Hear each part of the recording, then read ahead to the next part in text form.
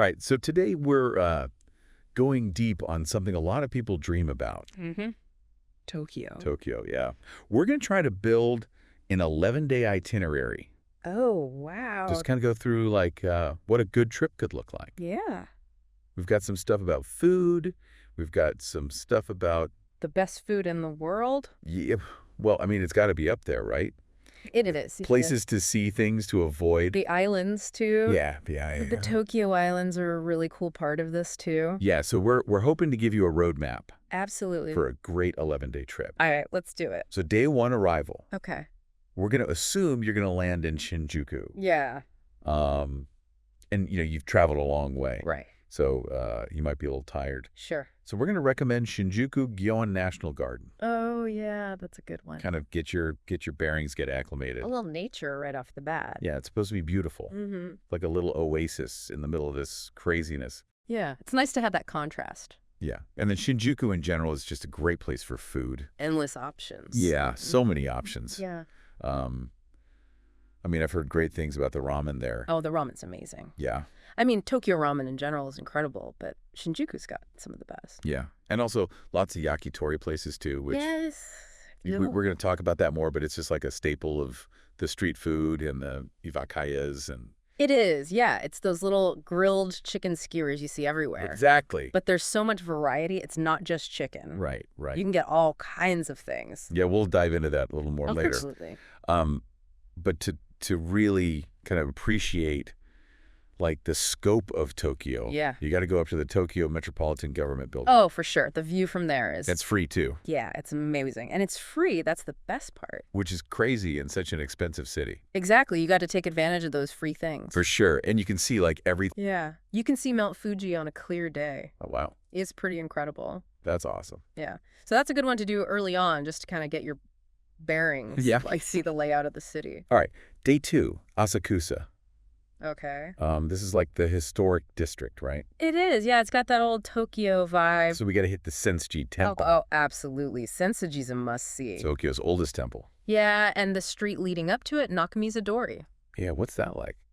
Oh, it's so cool. It's this bustling market street with all these little shops selling traditional crafts and snacks and souvenirs. Oh, that sounds fun. It's really lively. You can get some great photos there. Yeah, definitely want to check that out. And then while we're there, we got to do the Sumida River Cruise. Yeah, the river cruise is a nice way to see the city from a different angle. I was going to say like a different perspective on the city. Exactly. Yeah, you get some great views of the skyline. Awesome. And then for food in Asakusa, we got to try manjaki. Oh, manja. Yeah. Have you had this? I have. Yeah, it's so good. What is it? It's kind of like okonomiyaki. Okay. Which is like a savory pancake. I've heard of that. But manjayaki is runnier. Okay. Almost like a batter. Okay. And they cook it right on your table on a hot plate. Oh, that sounds fun. Yeah, it's a really fun experience, and it's a very local thing. Okay, cool. So day 3, Shibuya. Gosh. Yeah, I just got to see that scramble crossing. Oh, the Shibuya crossing. It's iconic. Yeah, I mean, everyone's seen the pictures and the videos of it. It's even crazier in person, though. Really? Oh, yeah. It's like a sea of people. So many people. But it's so organized, everyone just flows perfectly. Yeah, it's like a well-oiled machine. Exactly. It's amazing to watch. Okay, and then from Shibuya, we're going to Harajuku. Right, Harajuku. Kashida Street. Oh, Takeshita Street. That's where it's at for, like, street style and fashion. That's where all the crazy fashion is. Yeah, it's so colorful and quirky and fun. Okay. Lots of cool little shops and boutiques. All right, I'm excited for that. And then right nearby, you have Meiji Jingu Shrine. Okay. Which is a beautiful Shinto shrine dedicated to Emperor Meiji. Oh, wow. It's a nice escape from the craziness of Takeshita Street. Yeah, that sounds like a good contrast. Yeah, you go from like sensory overload to this peaceful oasis. Okay, so we're getting that like nature fix in there too? Yeah, definitely. And of course we have to try the crepes in Harajuku. Oh, the crepes. Yeah, they're everywhere. That's what I've heard, so many crepes. So many options, sweet and savory. Oh, really? Yeah, you can get anything you want in a crepe. Oh, that sounds good. They're really good. All right, day 4. This is optional, but I Right. highly recommend it. Okay. A day trip to Hakkai. which is a mountain resort town. It's beautiful. And it's supposed to be easy to get to. It is, yeah. It's only about an hour and a half from Tokyo by train. Oh, wow, that's not bad. Yeah, so it's a great day trip. Okay, and what do people do in Hakkai? Well, the main draw is the view of Mount Fuji. Right. On a clear day, it's breathtaking. Yeah, and you can also do a cruise on Lake Ashi, Okay. which is a beautiful lake surrounded by mountains. Nice. And then there's the Hakkai ropeway, Okay. which takes you up over volcanic hot springs. Oh, wow. Yeah, it's really scenic. That sounds really cool. And there are transportation passes that can make it more affordable. Okay, good to know. Yeah, so it's a good way to see a different side of Japan Okay. and get out of the city for a day. Awesome. All right, day 5. Okay, day 5. Back to food. Food, yes. Tsukiji Outer Market. Oh, Tsukiji. Yeah, so the inner market isn't there anymore. Right, it moved a few years ago. But the outer market is still hopping. It is, yeah, it's still the place to go for fresh seafood. Okay, so what should we eat?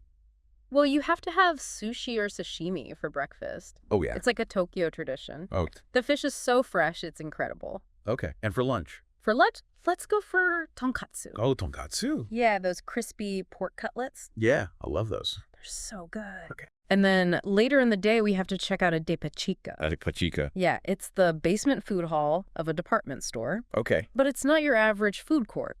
Okay. It's like gourmet food heaven. Really? Yeah, everything is beautifully presented, Okay. and they have everything from prepared meals to fresh produce to sweets. Okay, so we could pick up some stuff to take back to our hotel. Exactly. Okay. Yeah. It's a great place to stock up on snacks or even a whole meal. All right, day 6, Ueno Park. Oh, Ueno Park, one of my favorites. What's so special about it? Well, first of all, it's just a beautiful park. Right. Lots of trees and ponds and gardens. Nice. But it's also home to a bunch of museums, like Okay. a Tokyo National Museum, the Tokyo Metropolitan Art Museum, even Ueno Zoo. Oh, wow. So there's something for everyone. Exactly. Yeah, you can spend a whole day there just exploring the different museums. Awesome. And then there's a market nearby too, right? Yeah, Ameya Yokocho Market. What's that like? It's a really lively street market with all kinds of vendors selling everything from clothes to souvenirs to food. Oh, cool. It's a great place to find bargains and try some street food. Okay, and what kind of food should we try there? Well, onigiri are always a good option. Onigiri. Yeah, those rice balls with different fillings. Okay. They're cheap and portable and delicious. All right, day 7, Akihabara. Akihabara Electric Town. Yeah, and then Ginza. So we're going from like super high tech to super high end. Okay. Akihabara is like the center of Japanese pop culture. Okay. Electronics, anime, manga, video games. Oh, so it's kind of like a sensory overload? It is, yeah. It's bright and loud and colorful. All right. And then Ginza is like the opposite. Okay. It's all about luxury and elegance. Okay. Designer boutiques, fancy restaurants, art galleries. Oh, wow. So it's a completely different vibe. Yeah, it's a good contrast. Okay. And what about food in Ginza? Well, if you want to splurge on some amazing sushi or tempura, Ginza is the place to do it. Oh, yeah. Some of the best restaurants in the world are in Ginza. That makes sense. Yeah, it's definitely a foodie destination. All right, day 8. This is where we get into like the local food scene. Local ingredients. Yeah, and this is where the Tokyo Metropolitan Government is doing some cool things. Yeah, they're really promoting locally sourced ingredients Okay. through initiatives like locavore dining in the Tokyo Islands. Oh, wow. And they have a network of Tokyo's locavore restaurants. Okay. And they even have guidebooks in English. Oh, that's helpful. Yeah, that highlight restaurants using local ingredients. Awesome. And they're all over the city. Okay, so we could try stuff from different neighborhoods. Exactly. Yeah, you could have like Waseda Mayoga ginger from Narima, Okay. blueberries or yuzu citrus from Kodera, Okay. even tomatoes and cucumbers from Higashimurayama. Oh, wow. So you can really get a taste of the different regions within Tokyo. Yeah, that's really cool. And the guidebooks have specific examples of dishes you can try. Okay, give us some examples. Okay, so there's the Shinagawa Kabura cookie Okay. made with Shinagawa turnip. That sounds interesting. Yeah, and then there's Tokyo-grown black tea ice cream Oh, sounds good. made with milk from Tokyo cows and local black tea. Okay. And there's Kogane Sakura Chirashi Sushi. What's that? It's a scattered sushi with norabona greens from Kogane. Oh, wow. And then there's the Kodera Rhapsody blueberry chiffon cake Okay. and yuzu citrus cake using yuzu from Kodera. So many options. And there's a rustic banya chowder with vegetables from Higashimurayama Okay. and gelato made with milk from Mogusa Farm and fruits from Hino. Wow. You could even have a whole dinner course at a restaurant like Arbre in Kiyose, Okay. featuring Kiyose vegetables. That sounds amazing. And the islands have their own local specialties too, Yeah, the islands. like a duck hot pot with inagi, long leeks, and mushrooms, Oh, a pear soba with pears from inagi, nice. and a tsurutsuru grilled magnolia leaf Tokyo Wagyu beef with Akigawa beef from Akiruno. Oh, wow. You might also find abalone kamameshi with abalone from Ome, Okay. and delicious gelato at fun.ice using Tokyo-grown seasonal ingredients. Wow. And there's even tempura and soba noodles with Tokyo vegetables at some events. Okay, so you could really spend a lot of time just exploring the different local foods. Yeah, it's a foodie paradise. And then there's that E-Mark certification. Oh yeah, the eMark. Yeah, what is that? That's a certification for food products from Tokyo that are either made with local ingredients Okay. or use traditional methods. So it's kind of like a guarantee of quality. Yeah, exactly. Okay, cool. So that's a good thing to look out for when you're shopping for souvenirs. Okay, day 9, Okay, day 9. the Tokyo Islands. Yes, the islands. I think a lot of people don't even realize that Tokyo has islands. Yeah, it's kind of a hidden gem. Okay, so what are the islands like? Well, there are two main groups. The Izu Islands, Okay. which are closer to the mainland, Okay. and the Ogasawara Islands, Okay. which are way out in the Pacific. Wow. They're all volcanic islands Okay. with beautiful beaches and lush forests. Wow. And each island has its own unique culture and cuisine. Okay. And how do you get there? You can take a ferry or a plane, Yeah. depending on which island you're going to. And there are those guidebooks we mentioned? Yeah, the local food guidebooks. They cover the islands too. They do, yeah. They have information on all the islands. Okay, go ahead. You can use those to find restaurants and local specialties. Awesome. So what are some of the things we could eat on the islands? Well, on Oshima Island, you have to try beko sushi.